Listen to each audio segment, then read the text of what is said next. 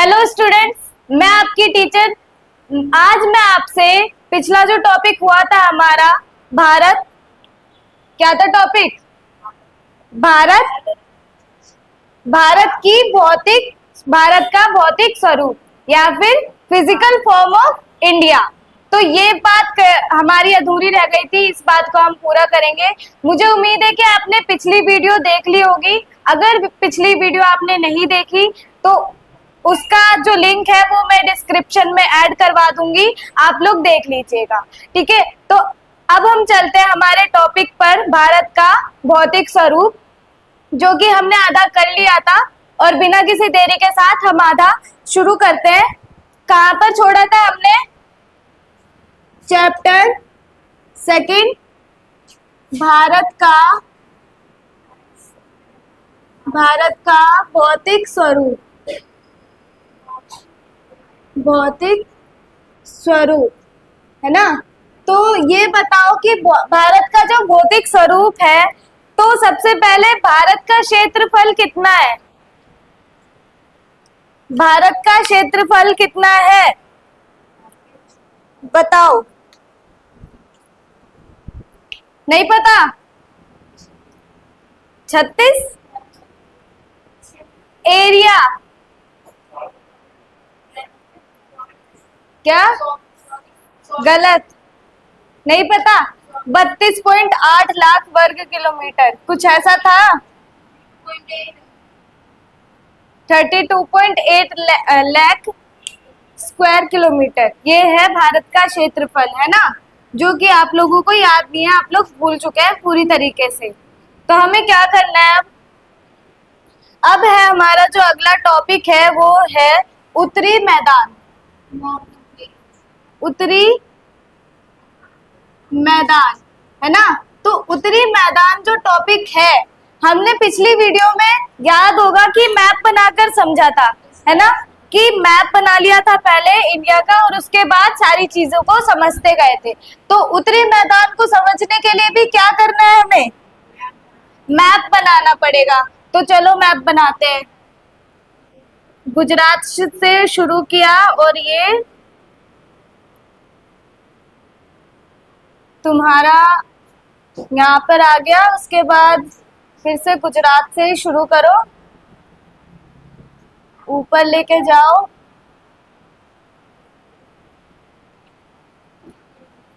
और ये लद्दाख आ गया। यहाँ पर सिक्किम, और ये, ठीक है। यहाँ से थोड़ा टेढ़ा बन गया ना,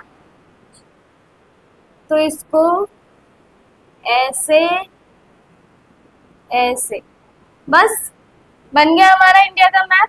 थोड़ा सा लंबा बन गया और चौड़ा थोड़ा कम है ना, पर हमारे लिए ये काफी है। देखो अब इधर क्या कर रहे हो तुम लोग, हो जाए। तुम लोग जब मैप बनाने की प्रैक्टिस करते हो वो घर पे क्या करो, अभी चैप्टर को समझो, ठीक है। चैप्टर को समझना है पहले। तो मैप बन गया, तो कहां से कहां तक थी हमारी जो हिमालय की रेखा थी, कहां से कहां तक थी? गुजरात से अरुणाचल प्रदेश, यहाँ से ऐसे ऐसे ऐसे, फिर यहाँ ऐसे थी ना। कौन थी, क्या थी? जो हिमालय की रेंज थी वो थी यहाँ से यहाँ तक, है ना। उसके बाद हम आए थे, हिमालय के बाद हम कहाँ आए थे? हिमालय तो हो गया था, उसके बाद क्या है? उसके बाद है ये चीज जो है, ये है उत्तरी मैदान। क्या? उत्तरी मैदान। तो भाई जो उत्तरी मैदान है, जिसको हम कहते हैं कृषि करने के लिए उपयुक्त स्थान, है ना। तो जो यहाँ पर कृषि होती है वो कैसे की जाती है? तीन नदियां बहुत ज्यादा महत्वपूर्ण है इस कृषि को करने के लिए। यहाँ पर जो कृषि होती है उसको करने के लिए, मैंने पिछली क्लास में बताया था कौन सी तीन नदियां थी, बताओ जल्दी। सिंधु पहली, उसके बाद गंगा, और उसके बाद ब्रह्मपुत्र। तो ये आपको याद है ना। तो ये बताओ कि कौन सी नदी है जो असम से मतलब अरुणाचल प्रदेश से आते हुए मांजुली द्वीप बनाती है। कौन सी नदी, यहाँ पर आकर बताओ, आकर बताओ कौन सी नदी इनमें से, तीनों में से। नहीं पता? अरे ब्रह्मपुत्र, सही बता रही थी तुम, ब्रह्मपुत्र बिल्कुल ठीक बता रही थी तुम, पर आने में डर गई। तो ये तीनों नदी है, ये तीनों नदियां हैं जिनके कारण जो कृषि का क्षेत्र है, मतलब उत्तरी मैदान है, वो कृषि के लिए एकदम ठीक होता है ना, सटीक एकदम बैठता है कृषि के लिए उत्तरी मैदान, है ना। तो जो उत्तरी मैदान है, ये मैंने पिछली क्लास में बताया था, कितना चौड़ा है ये उत्तरी मैदान? 320 से या फिर 450 से 320 किलोमीटर, है ना। मतलब यहां से यहां तक देखो तुम्हारा इतना, यहां पर असम भी आ गया, इतना जो है वो क्या है तुम्हारा उत्तरी मैदान है, उत्तरी मैदान, है ना।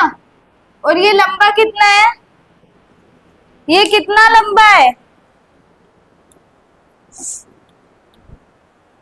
भाई, बोला करो, कितना लंबा है ये? चौड़ा तो ये इतना है, मैंने पिछली क्लास में बताया था, आप लोग ध्यान से सुनते नहीं हो, इसका मतलब एक भी चीज आपने रिवीजन में नहीं ली, अगर रिवीजन में लेते तो तुरंत आंसर बता देते। ये लंबा कितना है? 2400 किलोमीटर। कितना? 2400 किलोमीटर। और अब पन्ना मत पलटो, तुम क्या कर रही हो, इधर देखो, ध्यान तुम्हारा यहाँ होना चाहिए सबका, ठीक है। ये चैप्टर तुम्हें लग रहा होगा इजी, पर है नहीं ये चैप्टर इजी, इसके लिए तुम्हें फोकस करना पड़ेगा, जो तुम कर ही नहीं रहे बिल्कुल भी। तो इधर देखो, चौड़ा कितना है ये?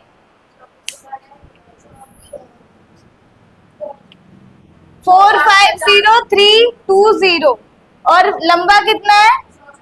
2400 किलोमीटर, है ना। इसका क्षेत्रफल कितना है? जैसे भारत का क्षेत्रफल 32.8 लाख वर्ग किलोमीटर है, वैसे ही इसका मतलब इस जो ये उत्तरी मैदान है, इसका क्षेत्रफल कितना है? 7 लाख वर्ग किलोमीटर। कितना? 7 लाख वर्ग किलोमीटर, ये इसका क्षेत्रफल है। अब बात ये आती है कि ये जो उत्तरी मैदान है ये बना कैसे है, मतलब किस प्रकार की इसमें मृदा है जो कि ये कृषि के लिए एकदम ठीक बैठा है ना। तो उत्तरी मैदान में ऐसी कौन सी मृदा है? अगर हम कृषि की बात करें तो सबसे अच्छी कृषि कौन सी मृदा में की जा सकती है?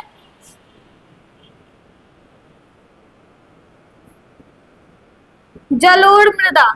किसमें? जलोढ़ मृदा में सबसे अच्छी तरीके से कृषि कर सकते हैं। तो यहाँ पर जो मृदा है वो कौन सी है? जलोढ़ मृदा यहाँ पर है। अब जलोढ़ मृदा यहाँ पर कैसे बनी?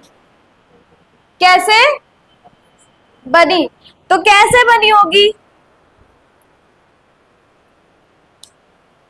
आइडिया है कुछ? जैसे ये नदियां है ना, सिंधु, गंगा, ब्रह्मपुत्र, है ना, ये जब ग्लेशियर से आती है या फिर ये जब ग्लेशियर से आती है या फिर ये जब ग्लेशियर से आती है, तो पहाड़ों के किनारों से ही तो आती है। जब पहाड़ों के किनारे से ये मृदा जो नदियां हैं ये आती हैं, तो पहाड़ों के कुछ कण इसमें आ जाते हैं, है ना, नदियों में कुछ कण आ जाते हैं। अब ये तीनों नदियां इस क्षेत्र से होकर गुजरती है या नहीं? हाँ, कैसे? क्योंकि सिंधु जो नदी है वो यहाँ से ऐसे करके जाती है, उसके अलावा गंगा नदी है वो यहाँ से ऐसे करके जाती है, ब्रह्मपुत्र नदी है वो यहाँ से असम से जाती है ना। ऐसे ऐसे करके ये नदियां भारत में उत्तरी मैदान में से होकर जाती है। तो यहाँ पर जो सिंधु नदी है ये कहाँ पर आ रही है? ये है पंजाब का हिस्सा, ठीक है। उसके बाद हरियाणा, उसके बाद उत्तर प्रदेश। उत्तर प्रदेश में सबसे ज्यादा कृषि होती है ना। उसके बाद बिहार, फिर मतलब जितने भी उपजाऊ क्षेत्र है, जितने भी उपजाऊ राज्य हैं जहां पर अनाज उगाया जाता है, वहां से ये नदियां गुजरती हैं, जिसके कारण यहाँ की जो मृदा है वो जलोढ़ मृदा होती है, ठीक है। जलोढ़ मृदा होती है, ठीक है। अब जलोढ़ मृदा जो होती है वो दो टाइप की होती है। पहली होती है खादर और दूसरी होती है बांगर, ठीक है। खादर और बांगर। जो खादर मृदा होती है ये होती है पुरानी मृदा, क्या होती है? और जो बांगर मृदा होती है ये होती है नई मृदा। मतलब इसका जो बांगर मृदा है ये हर साल बनती है। कैसे बनती है? जब नदियां बहती हैं तो उस हिसाब से जब इन मृदाओं को, या तो देखो जब नदियां बह रही है तो जरूरी तो है नहीं कि मृदा जो है वो छूट के जाएगी, क्या पता मृदा इसके साथ भी बह जाए। जो मृदा वहां पर पहले से है वो इसके साथ भी बह सकती है ना, ऐसा संभव है। उसके अलावा वर्षा पर, ये बातें वर्षा पर निर्भर है, ठीक है। जिस प्रकार की वर्षा होगी उस प्रकार से जो जलोढ़ मृदा के टाइप है एक बांगर मृदा, उसका जन्म होगा, है ना। अब देखो भाई, तुम्हारे किताब में दोआब शब्द का अर्थ पूछा है। क्या पूछा है? दोआब शब्द का अर्थ। तो तुम्हें मैंने पिछली क्लास में बताया था, बताओ क्या होता है दोआब शब्द का अर्थ? जब दो नदियां मिलती हैं। कैसे? दो का मतलब होता है दो और आप का मतलब होता है नदियां। तो जब दो नदियां होती हैं उनको कहते हैं दोआब, है ना। तो तुम्हारा उत्तरी मैदान जो है, अब सिंधु नदी के जो सिंधु नदी है इसकी सहायक नदियां, सिंधु नदी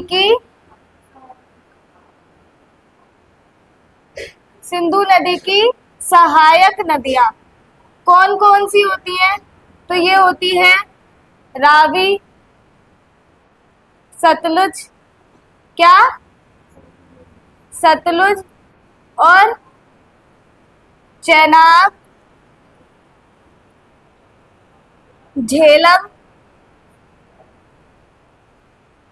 झेलम, ये होती है इसकी सहायक नदियां। मतलब सहायक नदियों से क्या मतलब है? जब ये यहाँ से जाती होती है तो कौन कौन सी नदियां होती है जो इनसे मिलती है, जो इस नदी से आकर मिलती है ना, उसको कहते हैं सहायक नदियां। तो सिंधु नदी की सहायक नदियां कौन कौन सी है?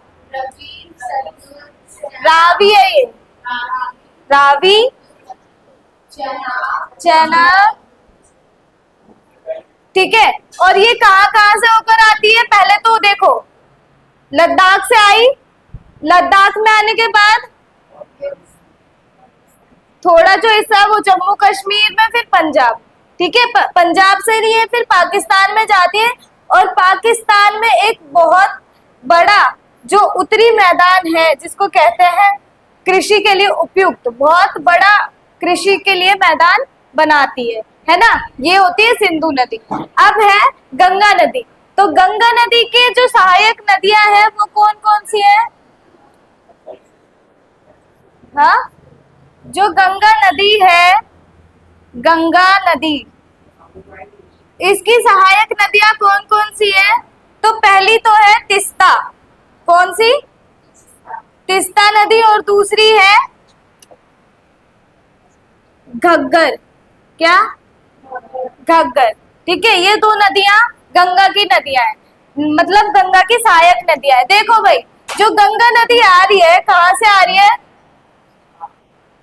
गंगा नदी आ रही है उत्तराखंड से, है ना।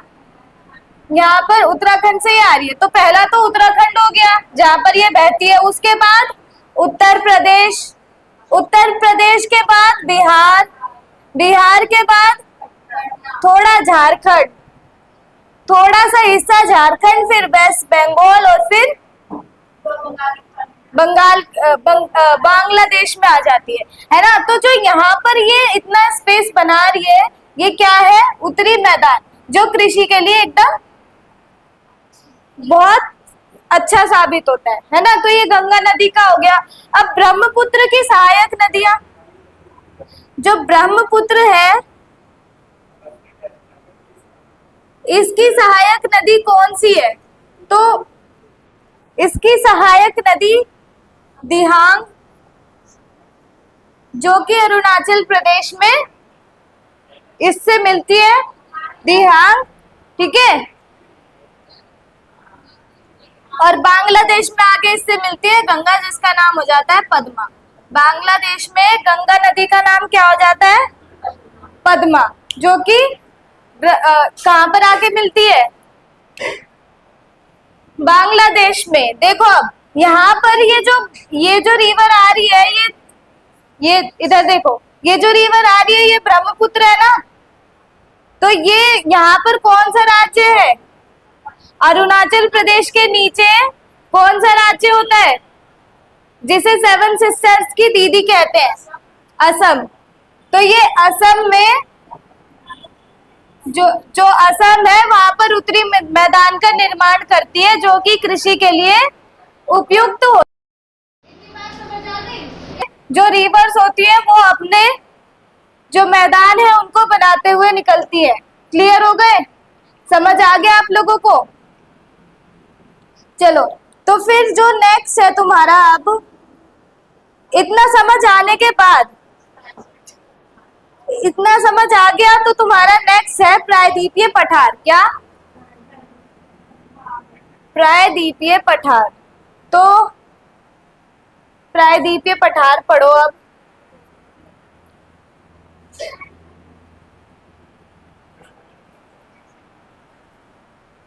अब तो नहीं भूलोगे ना, या अब भी भूल जाओगे?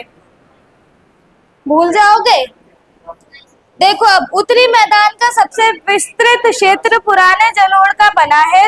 वे नदियों के बाढ़ वाले मैदान के ऊपर स्थित है। वेदिका जैसे आकृति प्रदर्शित करते इस हिस्से को भांगर के नाम से जाना जाता है। अब देखो, उत्तरी मैदान जो है, उत्तरी मैदान ये 3 भागों में बटा है। कितने भागों में? 3 भागों में बटा है। पहला है भांगर। क्या? भांगर। हाँ, क्या है पहला? भांगर। दूसरा भावर, दूसरा भावर, और तीसरा है तराई। तीसरा क्या है? अब देखो, जो भांगर है वो बहुत पुरानी मिट्टी से बना होता है, वो पुरानी जलोढ़ से बना होता है, और इसका जो क्षेत्र होता है ये सबसे बड़ा होता है। जो इसका क्षेत्र होता है ये सबसे ज्यादा बड़ा होता है ना। उत्तरी मैदान में सबसे बड़ा क्षेत्र कौन सी मिट्टी, कहाँ का होता है? भांगर का। उसको कहा जाता है भांगर, ठीक है। सबसे पुराना होता है वो। अब है भाबर। तो भाबर क्या होता है? जब नदियां चलते चलते बहते बहते गुटिका बना लेती है, गुटिका निपेक्षण करती है। गुटिका मतलब पट्टे जो होते हैं ना, पट्टीदार, जैसे जा रही है, जैसे ये नदी जा रही है तो ये कितनी चौड़ी है ना। तो एक पट्टी सी बना लेती है, जिसको कहते हैं गुटिका या फिर भावन, ठीक है। फिर है तराई।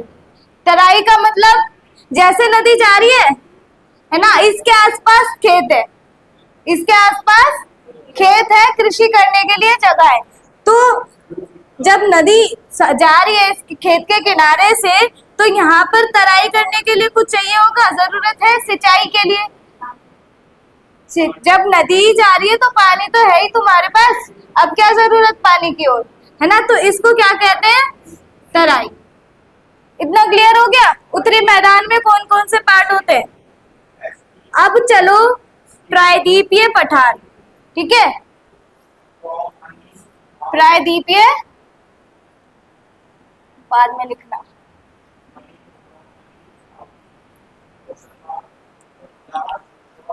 तुम्हारा है प्रायद्वीपीय पठार। प्रायद्वीपीय पठार। तो भाई देखो पठार क्या होता है, तुम लोगों को पता है क्या होता है पठार? पता है मुझे इंग्लिश में क्या होता है। यहाँ पर पठार क्या है, जो ऐसे होता है ना, ऐसे ऐसे होता है, जो कि मतलब प्लेन नहीं होता। मैदान हो गया हमारा, हिमालय हो गया। पठार कहाँ आएगा? यहाँ पर। कहा?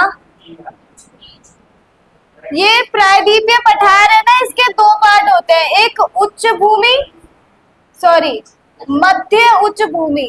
क्या? मध्य उच्च भूमि। और दूसरा दक्कन का पठार। दक्कन का पठार। देखो जो मध्य उच्च भूमि है, जो मध्य उच्च भूमि है, इसमें क्या आता है? ये आता है मालवा का पठार। मालवा का पठार। अब भाई देखो ये जो है ना इलाका, ये वाला जो इलाका है ये है मध्य उच्च भूमि। क्या है? मध्य उच्च भूमि प्रायद्वीप है ये। इसके अंदर है, देखो इतना मालवा का पठार है, इतना यहाँ पर क्या है, मध्य प्रदेश है, फिर यहाँ पर क्या है, ऐसे करके होता है ना। तो ये कौन सा पठार है? मालवा का पठार। मध्य उच्च भूमि के अंदर मालवा का पठार आता है, और ये जो पठार है ये मध्य उच्च भूमि है। इतना समझ आ गया कि ये वाला जो पठार है यहाँ पर ये क्या है? ये पूरा जो है ना ये मध्य उच्च भूमि है, भारत के बीच में आ रहा है ना, ऐसे याद रखो कि भारत के बीच में आ रहा है। अब यहाँ पे असम के नीचे एक राज्य है, कौन सा? असम के नीचे एक राज्य होता है, उसका नाम क्या है? बोलो।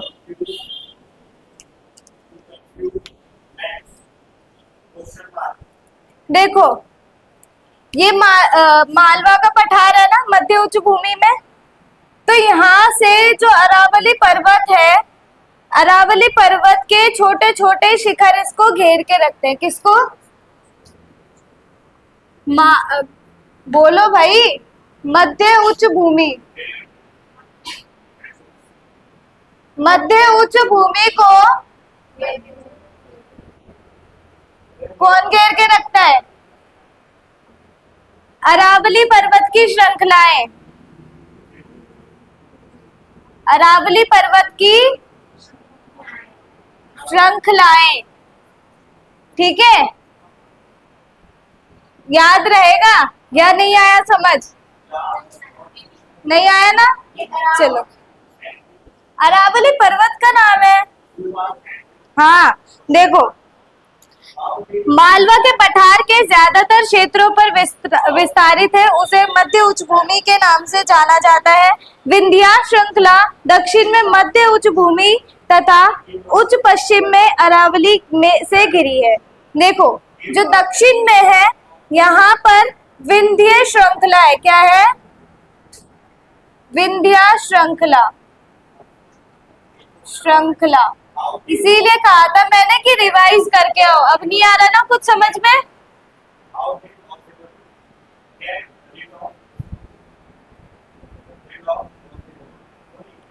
जो यहाँ का पर्वत है, देखो यहाँ से जो पठार आ रहा है वो विंध्य श्रृंखला है।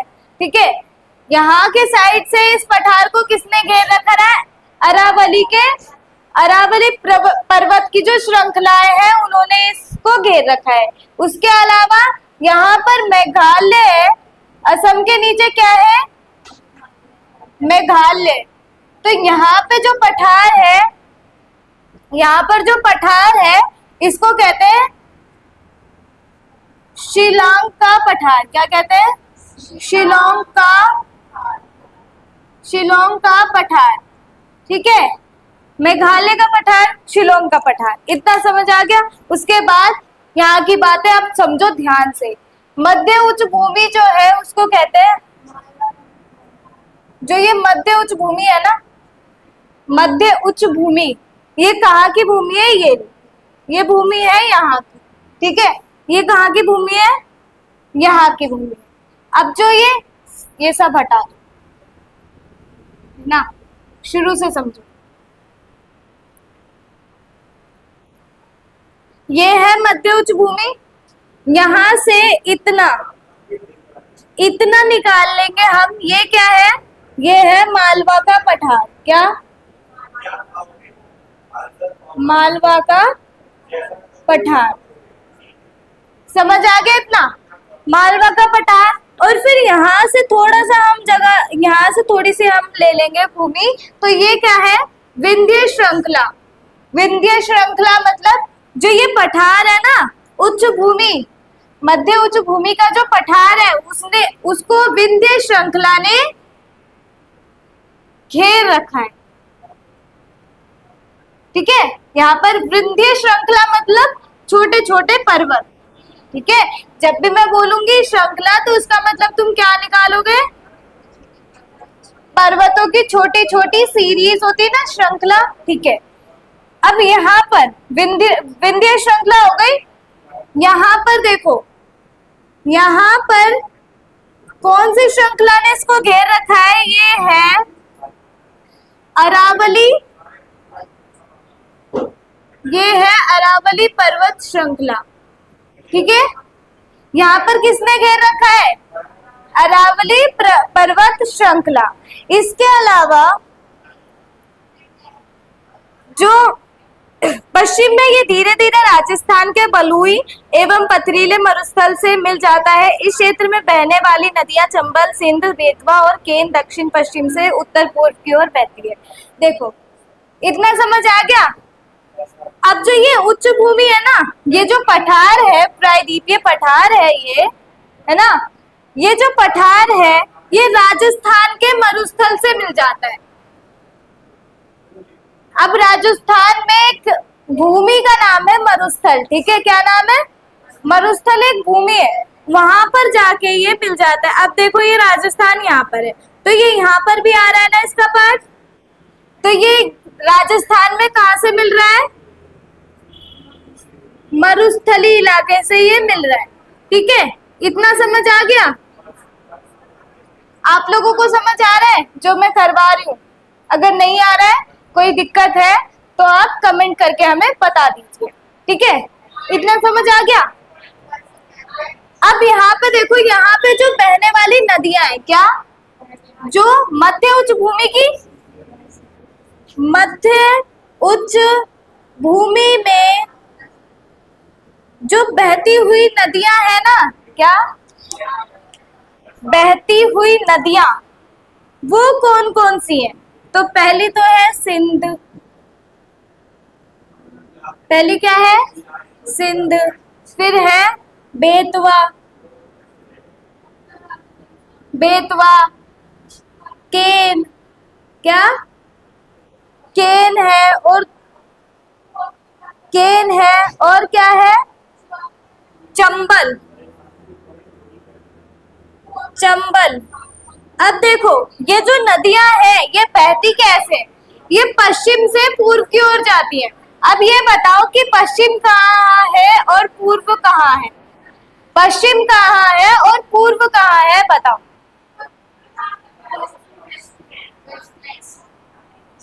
पश्चिम वेस्ट में, इधर है पश्चिम, उल्टे हाथ पर पश्चिम, और इधर पूर्व है। तो जब यहाँ की नदियां हैं वो कैसे बहती है? सिंध, बेतवा, केन, चंबल, ये कैसे बहती है? ये पश्चिम से शुरू होती है, दक्षिणी पश्चिम से, यहाँ से शुरू होती है और ऐसे ऐसे ऐसे ऐसे बहती है। कैसे? ऐसे बहती है, क्योंकि ये तो पठार है ना, जहां पर नीचा होगा नदियां वही जाएंगी। ठीक है, तो ये कैसे बहती है समझ आ गया? ऐसे, मतलब दक्षिण, लिख लो यहाँ पे, दक्षिण पश्चिम से, दक्षिण पश्चिम से कहाँ जा रही है ये? पूर्व उत्तर या उत्तर पूर्व? उत्तर पूर्व। यहाँ पर ये जा रही है या बह रही है। ये है तुम्हारा उच्च भूमि, मध्य उच्च भूमि पठार, प्रायद्वीपीय पठार। समझ आ गया? इतना समझ आ गया सबको? कुछ नहीं आया? कोई परेशानी है? परेशानी है देख लो, कोई परेशानी ना हो फिर।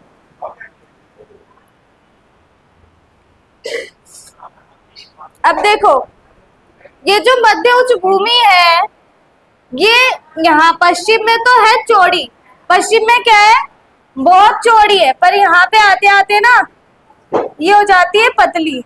क्या हो जाती है? पतली। मतलब पश्चिम में चौड़ी है और पूर्व में पतली है। ठीक है, समझ आ गया? जल्दी से नोट डाउन करो।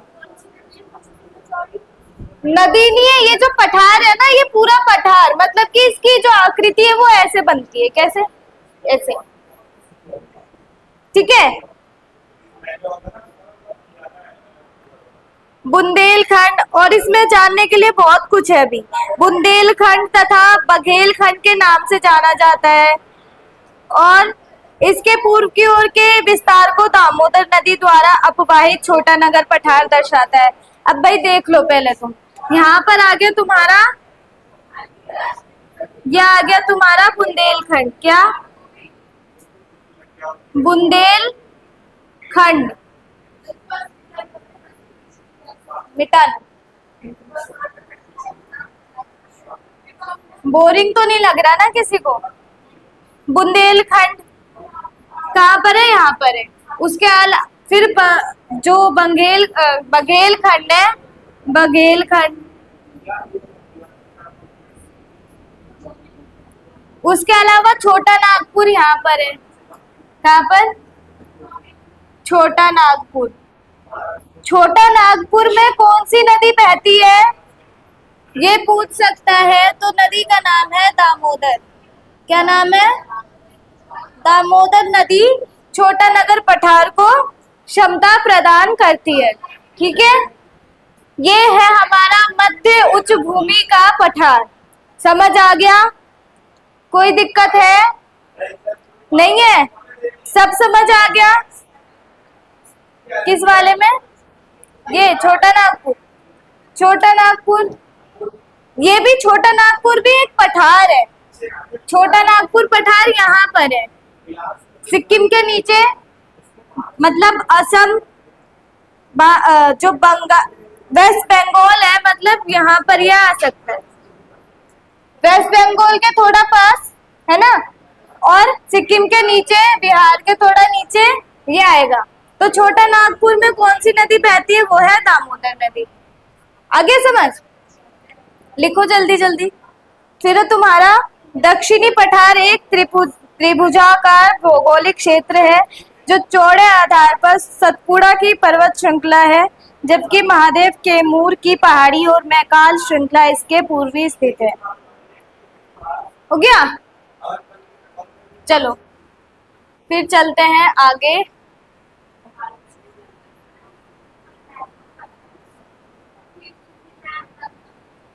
मैम क्या कर दूं? रफ कर दूं? फिर से बनाओगी तुम? चलो इस बार तुम लोग बनाओ मैम।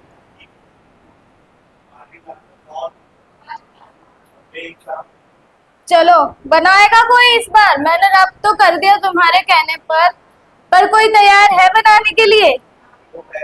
बनाओ। देख के ऐसा थोड़ी ना हो सकता है, मैंने देख के बनाया था क्या? मैप बनाने में अब और छोटा बन गया। ये तुम्हारा आ गया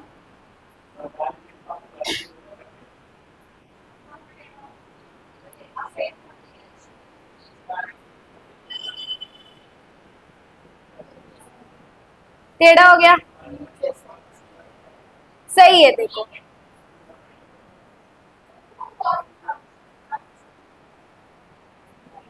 यहाँ पर आ गया था हमारा क्या, यहाँ पर क्या था? क्या था यह? हिमाचल? क्या था? हिमालय?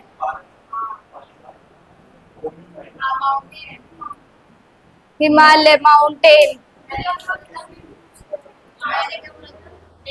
एक मिनट।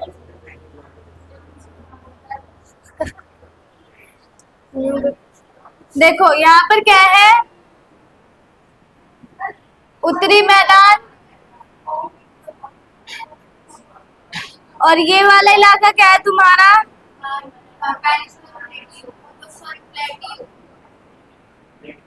उच्च भूमि, मध्य उच्च भूमि,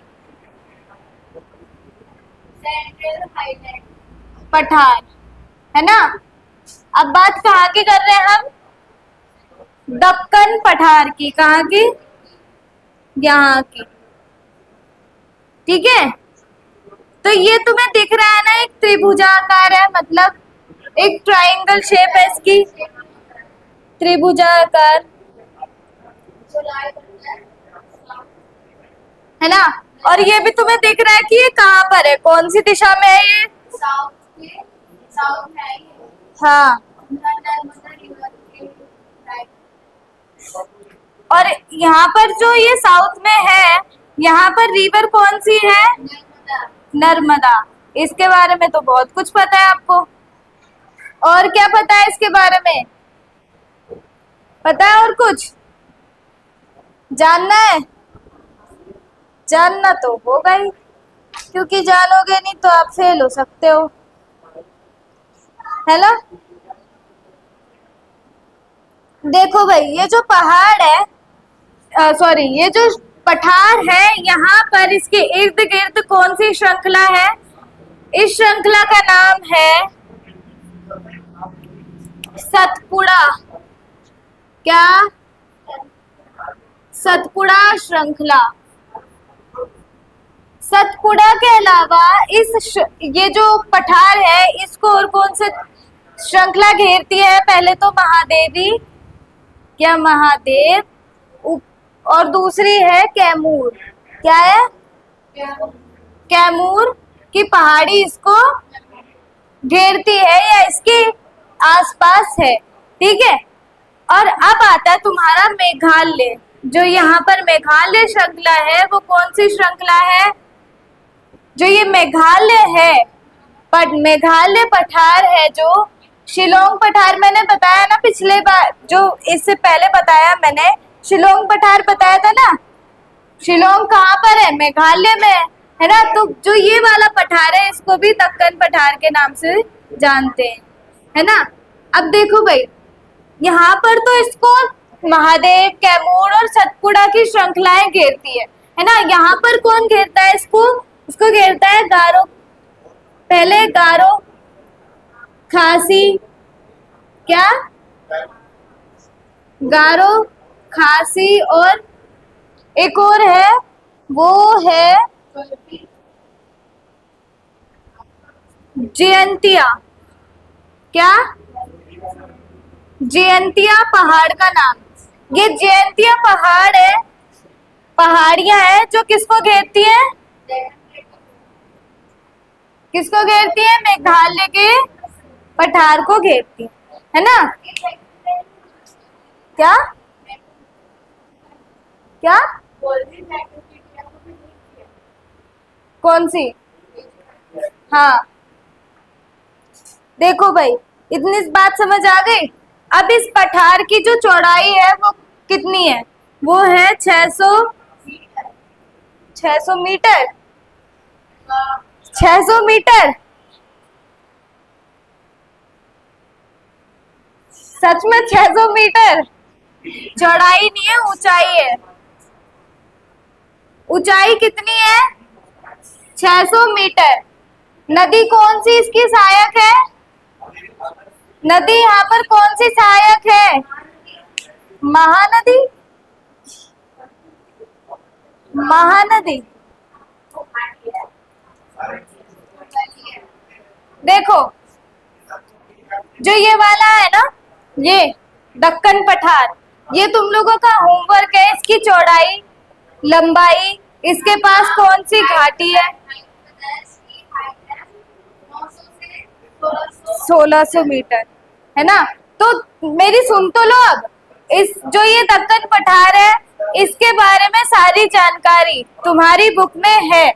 तो तुम्हारा होमवर्क है कि तुम ये सारी जानकारी लिख कर लाओगे, जैसे कि इसकी हाइट कितनी है, लंबाई, चौड़ाई और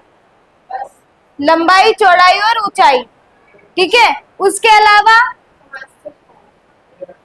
कहाँ स्थित है वो तो मैंने बता ही दिया। तो इसके अलावा और क्या पता करके आओगे कि इसके आसपास कौन कौन सी घाटियां हैं। क्या आसपास कौन कौन सी घाटियां हैं वो तुम्हें बुक में से ही ढूंढ कर लाना है। ठीक है। पाल घाट और इसमें लिखे हुए हैं पाल घाट।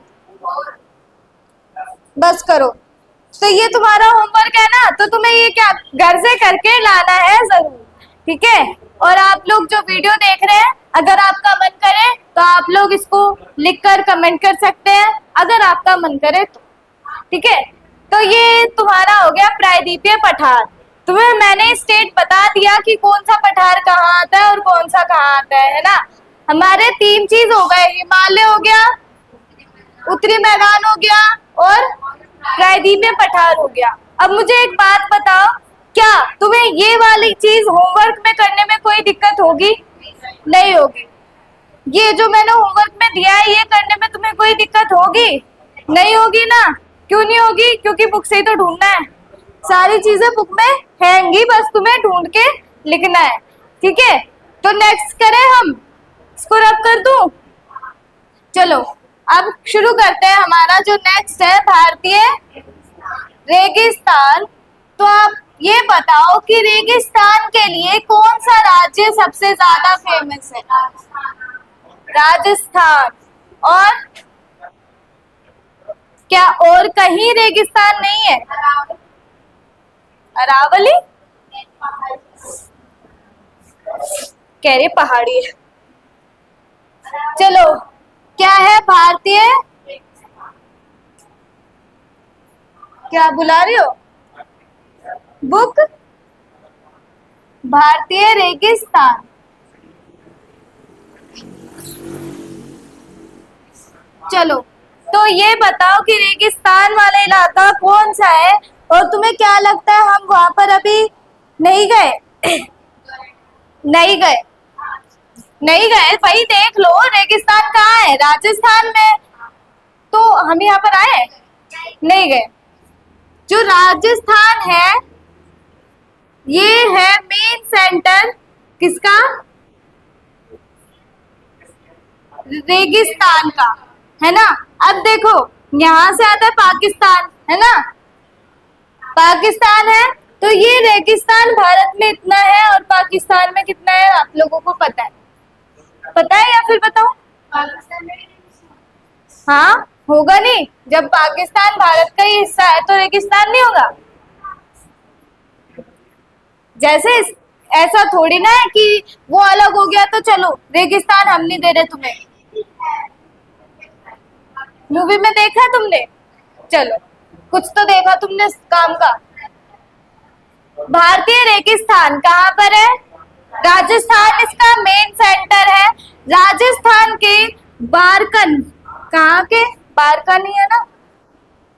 हाँ, राजस्थान के बारकन इलाके में रेगिस्तान सबसे ज्यादा है, जहां पर लोग घूमने भी जाते हैं। बताओ रेगिस्तान घूमने की जगह है? बताओ। रेगिस्तान राजस्थान में बारकन, अगर तुम्हें रेगिस्तान घूमना है तो बारकन इज द बेस्ट प्लेस। ठीक है, इसीलिए लोग जाते हैं बारकन में। अब राजस्थान में एक ऐसी जगह है जहाँ पर रेगिस्तान है, मतलब रेगिस्तान वाले इलाके में यहाँ पर पता है 150 मिलीमीटर से भी कम बारिश होती है हर साल। एक वर्ष में 150 मिलीमीटर से भी कम बारिश होती है। पता है कैसे जीते होंगे यहाँ के लोग? अगर तुम होते तो कैसे जीते? बिना पानी के। अगर तुम यहाँ होते तो कैसे जीते? बिना पानी के जी लेते? नहीं जी पाते। पर अगर तुम वहां पर होते तो तुम्हारी सिचुएशन अलग होती, है ना? देखो भाई, यहाँ पर 150 मिलीमीटर से भी कम वर्षा होती है, रेगिस्तान का इलाका है ना? तो तुम्हें क्या लगता है यहाँ पर नदियां होंगी? यहाँ पर नदियां होंगी क्या? यस और नो? होंगी। अच्छा, पानी कौन लाता है फिर यहाँ पर? जब नदियां है तो पानी भी तो होना चाहिए ना नदियों में। पर यहाँ पर जो नदियां होती है वो वर्षा पर निर्भर होती है। अगर वर्षा होगी तो नदियां हैं, अगर वर्षा नहीं हुई तो नदियां सूख जाती हैं। ठीक है, नदियां क्या हो जाती हैं? और यहाँ की जो प्रमुख नदी है उसका नाम है लूनी। लूनी, क्या नाम है? लूनी। वर्षा ऋतु में इस नदी में पानी होता है, पर जब वर्षा नहीं होती तो इसमें कम से कम पानी पाया जाता है। ठीक है, या फिर सूख भी जाती है कई कई बार पर। बारकन में तुम लोग घूमने जा सकते हो तो नहीं, ऐसा कुछ नहीं है। समझ आ गया? अब देखो, ये बारकन जो है ना, ये एक टीला है। क्या है? रेगिस्तान का एक टीला है जो कि अर्धाकार चंद्राकार है। अर्ध चंद्राकार है। क्या है? अर्ध चंद्राकार,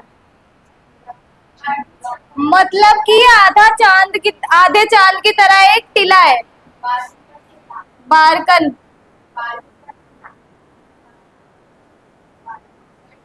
याद आया? बास्तील का किला, बारकन का टीला, बास्तील का किला। हिस्ट्री और ज्योग्राफी हो गई मिक्स। ये है तुम्हारा भारतीय रेगिस्तान। समझ आ गया अच्छे से? अगर आप लोगों को समझ आ रहा है तो लाइक का बटन आपके सामने ही है, प्लीज लाइक का बटन दबा दीजिए। ठीक है, और आप लोगों को बटन ला के देंगे हम, जो कि आप लाइक का बटन दबा सको, है ना भाई? क्यों नन्या? तो मैं गलत कहती ही नहीं। भारतीय रेगिस्तान समझ आ गया? तटवर्ती मैदान। क्या क्या?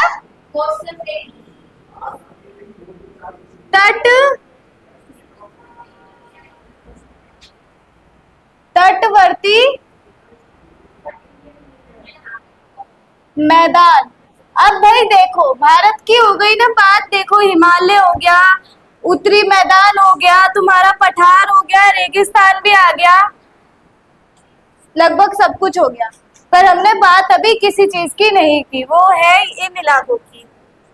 किन इलाकों की? इधर देख लो, देखो, हाँ, इन इलाकों की। ये क्या है? ये तट है ना? तट किसे कहते हैं सोनिया? तट क्या होता है? सोनिया से पूछा है मैंने, किस चीज का किनारा? भारत का किनारा। इसलिए कहते हैं जल्दी आंसर नहीं दिया जाता। तुम बताओ अनन्या। समुद्र के किनारे क्या होता है? तट। समुद्र का किनारा।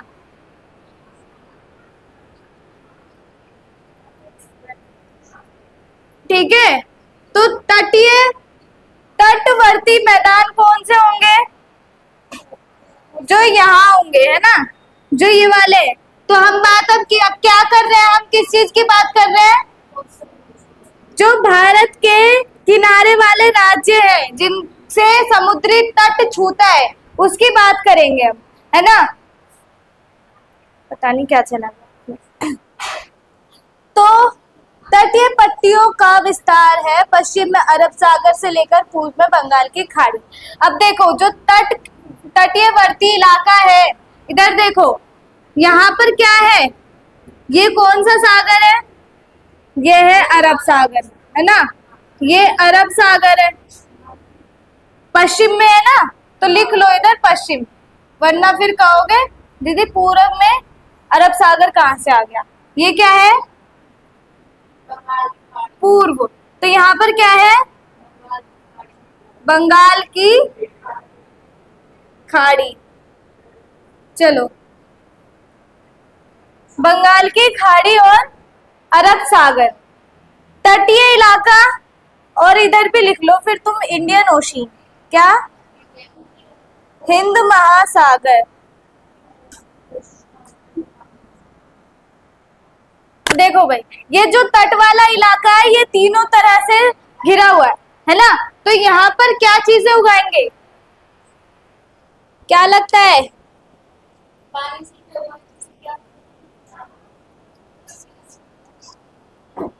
क्या, देखो तुमने सुना है कर्नाटक में कॉफी बहुत फेमस है ना, कॉफी की खेती होती है, एक होती है कॉफी की खेती। चलो ये हो गया। दूसरा क्या होता है, सबसे ज्यादा यहाँ पर क्या मिलता है, आप जैसे ही साउथ इंडिया के बारे में सोचते हो तो ऐसी क्या चीज है जो तुरंत दिमाग में आ जाती है,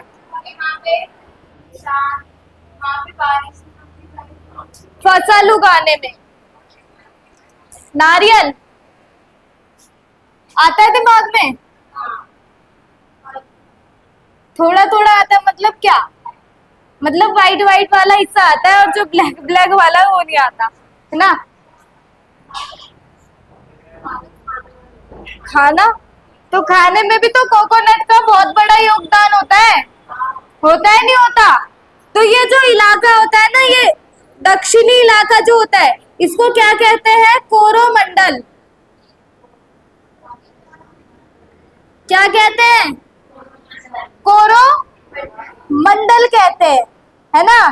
जैसे महानदी गोदावरी कृष्णा तथा कावेरी।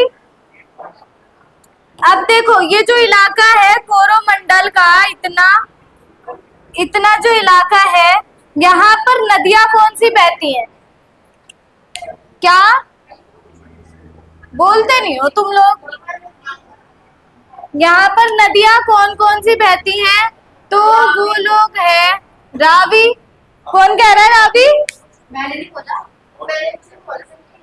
तो रावी किसने बोला, रावी यहाँ पर है भाई, कहाँ जा रहे हो। देखो नदियां कौन कौन सी है, पहली है गोदावरी, गोदावरी है, कृष्णा है, कावेरी है, गोदावरी है, गोदावरी है ना। ये सारी नदियां मिलके बनाती हैं डेल्टा, क्या बनाती हैं, डेल्टा बनाती है, बनाती हैं डेल्टा, ठीक है। डेल्टा ये सारी नदियां मिलकर बनाती हैं, और ये नदियां कहाँ पर पाई जाती हैं, कोरोमंडल इलाके में। जो तटवर्ती का कोरोमंडल इलाका है, मतलब ये वाला जो एरिया है, दक्षिणी एरिया या फिर साउदर्न एरिया या फिर दक्षिणी पार्ट जो है, वहां पर कोरोमंडल इसका नाम है। दक्षिणी पार्ट का क्या नाम है,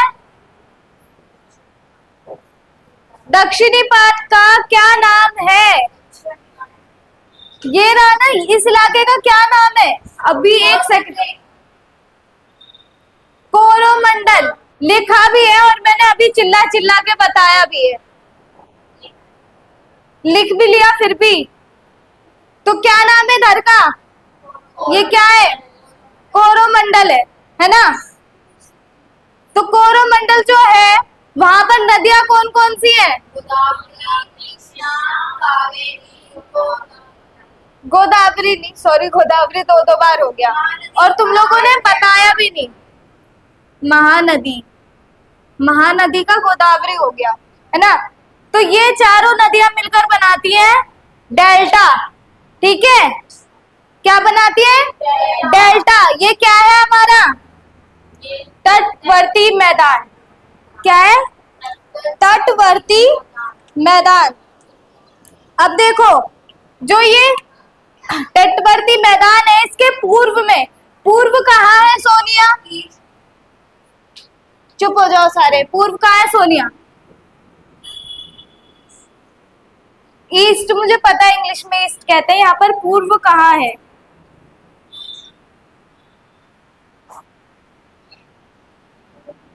तुम बताओ।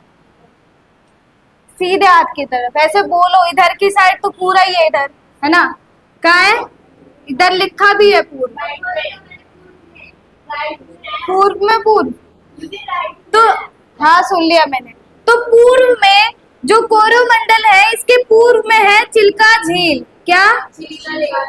चिल्का झील। अब जो चिल्का झील है ना, ये खारे पानी की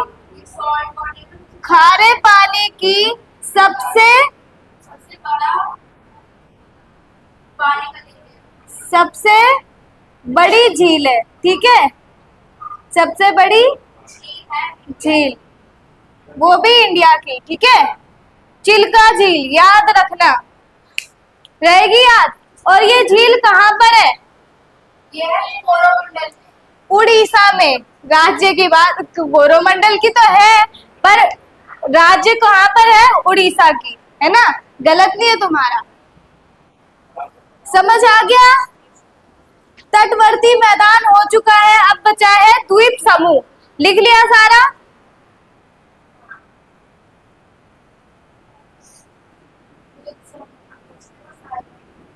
क्या बच गया? आइलैंड बच गया बस। अब वो खत्म हो जाए तो तुम्हारा चैप्टर जो है वो पूरा हो जाएगा। हाँ, द्वीप समूह। तो भाई देखो, द्वीप समूह यहाँ पर छोटे छोटे छोटे छोटे क्या होते हैं? भारत के यहाँ देखो, भारत के यहाँ कह रही हूँ, ये क्या है और ये क्या है?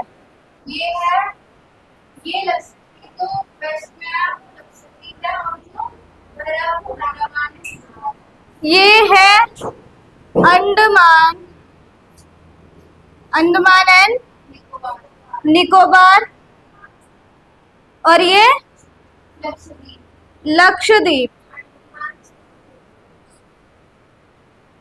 अंडमान समुद्र नहीं है, द्वीप है ना? आइलैंड है।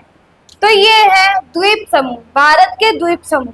अब अंडमान और लक्षद्वीप ये समूह है ना? सुन लो, जो अंडमान और निकोबार है, ये भारत के द्वीप समूह है।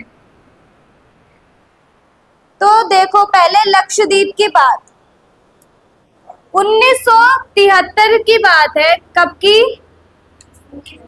1973 में लक्षद्वीप का नाम लक्षद्वीप रखा गया। ठीक है, इससे पहले लक्षद्वीप नाम नहीं था इन द्वीपों का। समझ आ रहा है क्या कह रही हूं मैं? कि ये जो द्वीप है, ये सारे द्वीप है ना, इनका नाम पहले 1973 से पहले लक्षद्वीप नहीं था। 1973 में इनका नाम क्या रखा गया है? लक्षद्वीप रखा गया है। ठीक है, हाँ 1973 में रखा गया था।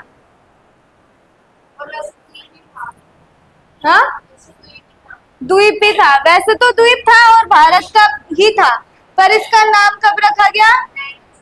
1972 में। अब इसका क्षेत्रफल कितना है? तो इसका क्षेत्रफल है 32 लाख, कितना है? 32 लाख किलोमीटर वर्ग भी है, वर्ग नहीं है, 32 वर्ग, लाख नहीं है, 32 वर्ग किलोमीटर लक्षद्वीप का एरिया है, क्षेत्रफल है ना? लक्षद्वीप के बारे में समझ आ गया? और लक्षद्वीप की राजधानी बता दो इसी बात पे। लक्षद्वीप की, हाँ लेह ही होगी अब। तो यहाँ की क्या है फिर मैडम? कवरत्ती। क्या है लक्षद्वीप की राजधानी? अब आते हैं अंडमान और निकोबार पे। तो अंडमान और निकोबार की राजधानी क्या है? Port Blair. क्या है? पोर्ट ब्लेयर है, ठीक है। अंडमान निकोबार की राजधानी क्या है? पोर्ट ब्लेयर है। और ये भारत के द्वीप समूह है। अब देखो, इन दो द्वीप समूहों के कारण भारत में जो सुरक्षा नीति है, क्या सुरक्षा नीति है, ये और भी ज्यादा स्ट्रॉन्ग हो जाती है इन दोनों के कारण। क्योंकि जो मिलिट्रीज होती है, जो नेवी फोर्स होती है, वो यहाँ पर आके स्टे कर सकती है ना। नेवी फोर्स जो समुद्री फोर्स होती, जो पानी में लड़ते हैं, सबमरीन। नेवी फोर्स के बारे में नहीं सुना तुमने कभी? जल सेना जो कि पानी में युद्ध लड़ती है, वो यहाँ पर आके स्टे कर सकती है। उसके अलावा यहाँ पर जो है, यहाँ पर पोर्ट्स बनाए होते हैं, भारत के पोर्ट्स है। मतलब पोर्ट्स क्या होते हैं? बंदरगाह, जहां पर शिप को रखा जाता है, पार्क किया जाता है ना। तो ये है द्वीप समूह, भारत के द्वीप समूह। चैप्टर आपका खत्म होता है। मुझे उम्मीद है कि आप लोगों को समझ आया होगा। अगर आप लोगों को कुछ समझ नहीं आया, कोई परेशानी है, तो आप कमेंट करके हमें बता सकते हैं। तब तक के लिए जय हिंद।